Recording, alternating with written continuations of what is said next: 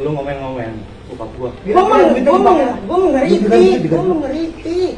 Viral anak kades pukul warga di Bogor, diduga gegara kritik THR Rp165 juta.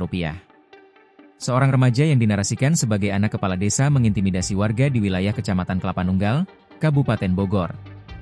Adapun korban yang diintimidasi anak kades tersebut masih berusia remaja. Remaja tersebut didatangi dan dipukul oleh anak kades lantaran permasalahan kritik di media sosial. Merasa tidak nyaman melihat bapaknya dikritik, anak kades membabi buta dan mendatangi warga yang memberi kritik pedas. Korban pun mempertanyakan permasalahan yang terjadi, namun pertanyaan itu dibalas dengan pukulan.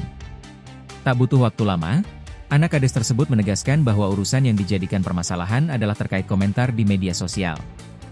Menurutnya, akibat komentar di media sosial, kades di Kelapa Nunggal itu menjadi dibully. Korban pun berusaha menjawab, namun dia kembali mendapat pukulan. "Gua ngeritik, gak usah mukul," paparnya. Belum puas dengan aksi beringasnya, anak kades itu meminta korban untuk menggunakan otaknya ketika bermedia sosial. Sementara itu, aksi anak kades mengintimidasi warga mendapat respon negatif warga. Warganet menilai perilaku anak kades sudah kelewat batas. Publik pun meminta aparat menindak tegas pelaku tindak kekerasan.